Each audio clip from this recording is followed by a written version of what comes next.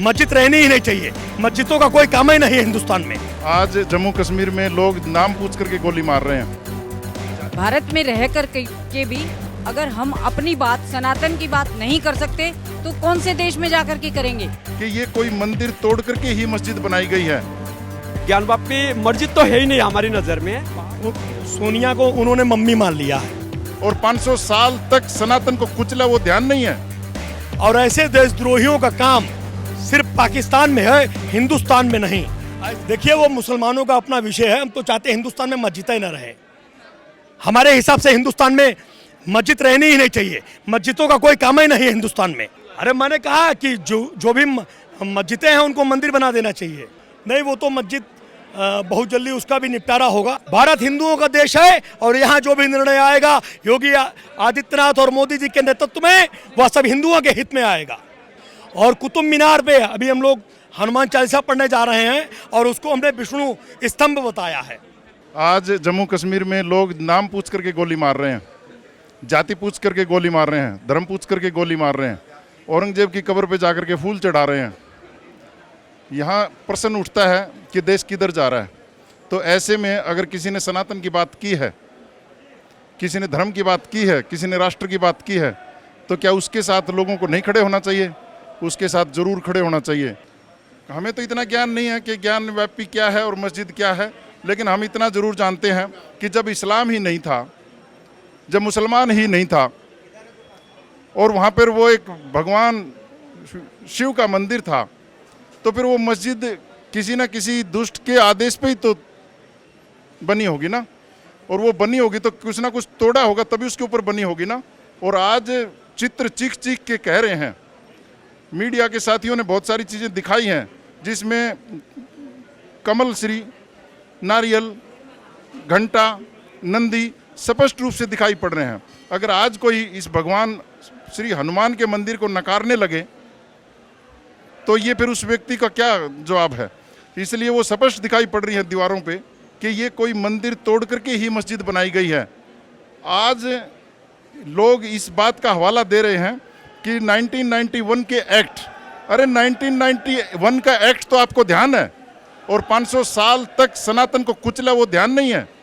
संसद ने 91 में जो बिल पास किया, सबसे पहले आज उस बिल को ही पलटना चाहिए और उसके बाद वो मस्जिद वहाँ से हटा करके वैसा ही भव्य मंदिर निर्माण होना चाहिए जैसे अयोध्या में हुआ था। ये सनातन की आज मांग है और 140 करोड़ लोगों की मांग है।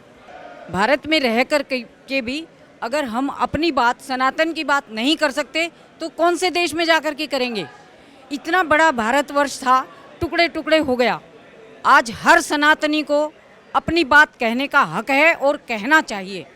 अभी मेरे से बड़े छोटे भाई सुरेश शर्मा ने, जय हिंद मंच के जो संस्थापक हैं, उन्होंने जो बातें आपको कही हैं, एक एक बात सत्य है। हर हिंदू को, हर सनातनी को जागना चाहिए और सनातन धर्म को बचाने के लिए जो वो कर सके उसे करना चाहिए।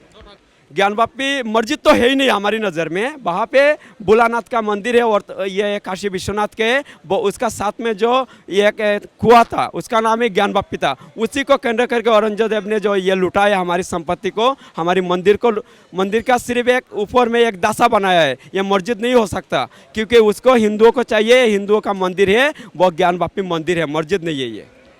और अब कुतुब मीनार पर महाराणा प्रताप सेना जो है हनुमान चालीसा करने जा रही है मंगलवार को। देखिए, उद्धव ठाकरे को एक हमारा संदेश है कि वो पाकिस्तान की तैयारी कर लें, क्योंकि महाराणा प्रताप सेना अब उनको हिंदुस्तान में रहने नहीं देगी। क्योंकि अब शिवसेना सोनिया सेना के नाम से जाने लगी है। इसलिए महाराणा प्रताप सेना अब उद्धव ठाकरे जो कि बाबा साहब के आदर्श को भूल चुके हैं, अब उनके आदर्शों को और उनके महाराणा प्रताप सेना सच्ची श्रद्धांजलि उनके कार्यकर्ता और सैनिक जब देंगे जब उद्धव सरकार महाराष्ट्र में बर्खास्त हो। सोनिया को उन्होंने मम्मी मान लिया है। वो बेटे हो गए हैं सोनिया गांधी के, क्योंकि बाबा साहब तो रहे नहीं, तो सोनिया गांधी के बेटे हो गए हैं। अब उन्होंने शिवसेना का नाम सोनिया सेना रख दिया है। और ऐसे देशद्रोहियों का काम सिर्फ पाकिस्तान में है, हिंदुस्तान में नहीं।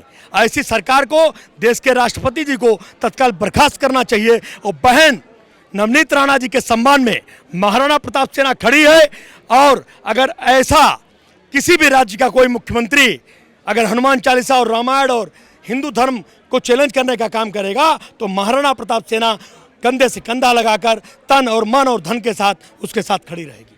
वो सत्ता के नशे में इतना चूर हैं कि उन्होंने बाबा साहब का एक एक सपना चूर चूर कर दिया है।